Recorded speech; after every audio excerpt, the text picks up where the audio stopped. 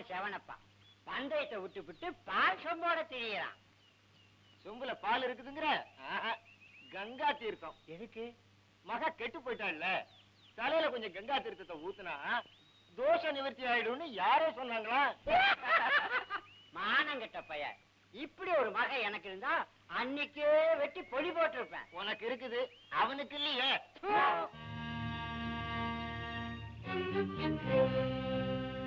இந்த செவனப்ப பைய முகத்துல சேத்த பூசணும்னு ரொம்ப நாளா நினைச்சேன். இன்னைக்கு பூச்சியே அப்பா கிளம்பி என்ன விட்டு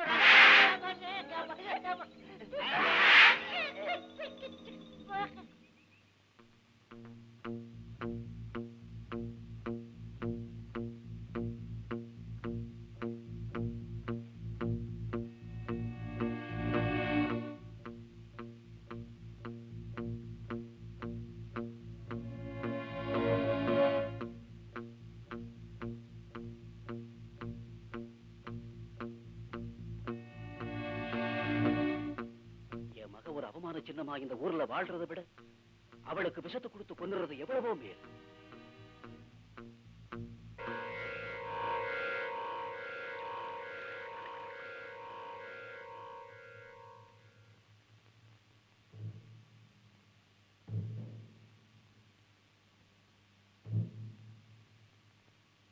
கற்பகம், எப்பப்பா வந்தீங்க? இப்பதாம்மா மாரியாத்தா கோயிலுக்கு போயிருந்தேன். இந்த அபிஷேக பால் கொடுத்தாங்க. அந்த அம்மனை மனசு நினைச்சுக்கிட்டு இதை சாப்பிடமா, உன் பிரச்சனைக்கெல்லாம் ஒரு முடிவு கிடைச்சிடும். உங்க திருப்திக்காக வேணா நான் இதை சாப்பிடுறேன். நீ சாப்பிடமா, இதோ வந்துடுறேன். தாயே மகமாயி, நீங்களா? வாங்கம்மா, பசியா இருக்கு, சாப்பிட ஏதாவது கிடைக்குமா? நீங்க வருவீங்கன்னு தெரிஞ்சிருந்தா நான் ஏதாவது சமைச்சிருப்பேன். கோயில்ல இருந்து கொண்டு வந்த அபிஷேக பால் தான் இருக்கு. அபிஷேக பால்னா எனக்கு ரொம்ப பிடிக்கும். இந்தாங்கம்மா, சாப்பிடுங்க.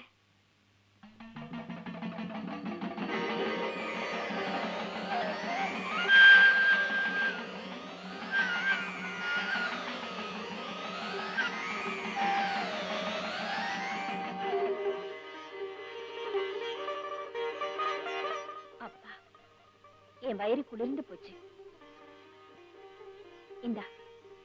இந்த புண்ணியம் உனக்கு என்னைக்கும் பாதுகாப்பா இருக்கும். நான் போயிட்டு வரேன்.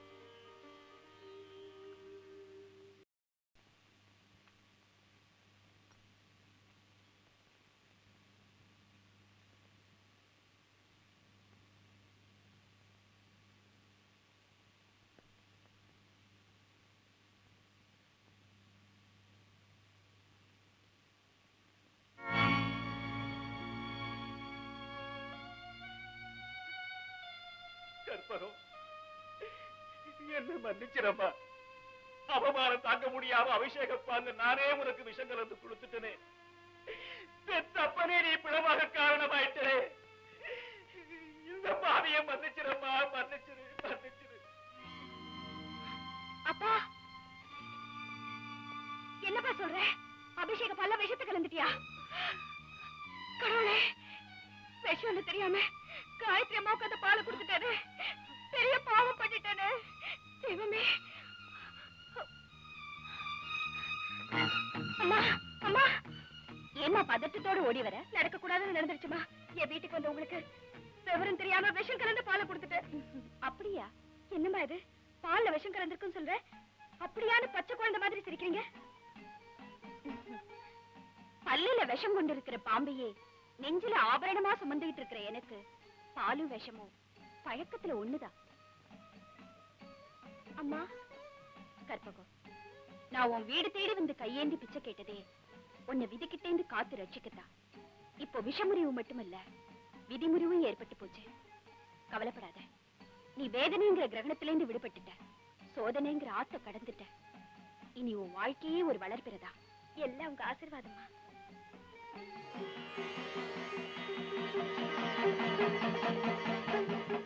மகமாயி உன்னை மனசார ஆசீர்வதிச்சுட்டா. கூடிய சீக்கிரமே உனக்கு மனம் போல மாங்கல்யம் கிடைக்குங்கிறதுக்கு இதுவே நல்ல சகுனம். சந்தோஷமா போயிட்டு வா.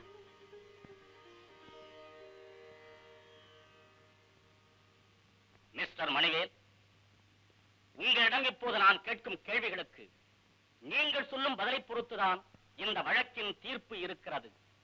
கொலை செய்யப்பட்ட அந்த இரவு நீங்கள் வெகு நேரம் கழித்து வீடு திரும்பி இருக்கிறீர்கள் என்றும், அப்போது படபடப்பும் நடுக்கமும் உங்களிடம் காணப்பட்டது என்றும் நேர்கண்ட சாட்சியங்கள் மூலம் தெளிவாகிறது. வெகு நேரம் கழித்து நீங்கள் வீடு திரும்ப வேண்டிய காரணம் என்ன? குடிப்பழக்கம் இல்லாத உங்கள் வீட்டில் இருந்து போலீசார் மதுபாட்டில்களை கைப்பற்றி இருக்கிறார்கள். அதெப்படி? அன்னைக்கு ராத்திரி எங்க போயிருந்தீங்க? நம்முடைய ஐயனார கொலை செய்யத்தானே? இல்ல இல்ல, சத்தியமா இல்ல. அப்படின்னா எங்க போயிருந்தீங்க? சொல்லுங்க. சொல்றேன்.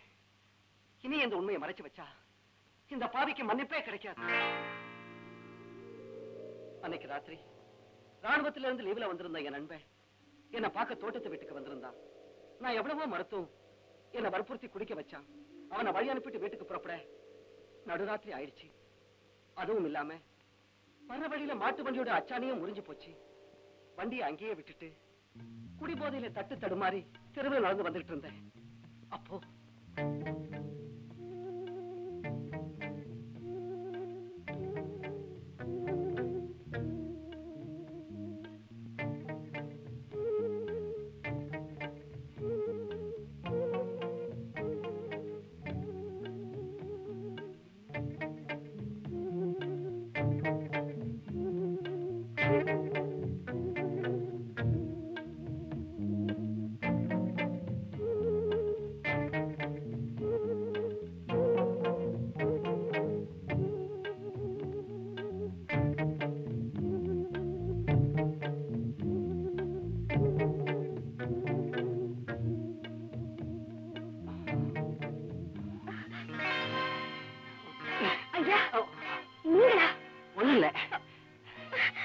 ஒண்ணு இல்ல, நான் சொல்றத கேள, நான் சொல்றத கேள.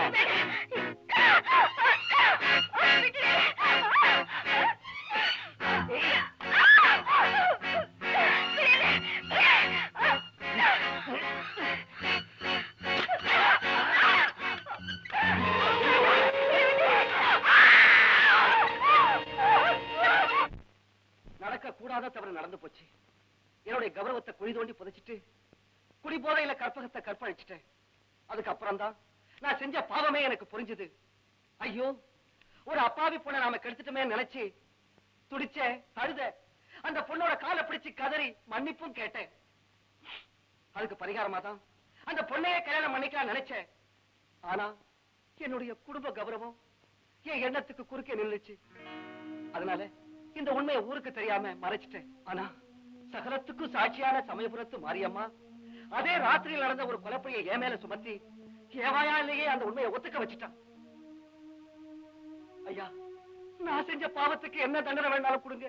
ஆனா எனக்கு கொலைகாரன் மட்டும் சொல்லாதீங்க ஐயா. தயவு செஞ்சு எனக்கு கொலைகாரன் மட்டும் சொல்லாதீங்க, சொல்லாதீங்க. நீங்க கொலை செய்யலனா வேற யார் அந்த ஐயனாரை கொண்டு இருக்க முடியும்?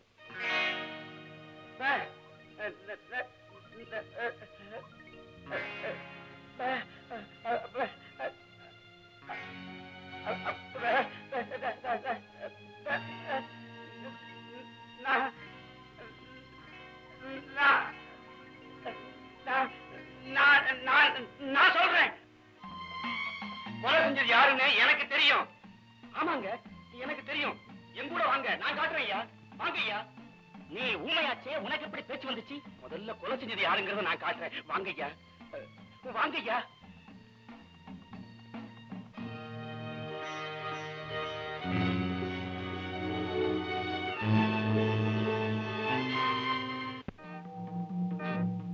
வாங்க வாங்க.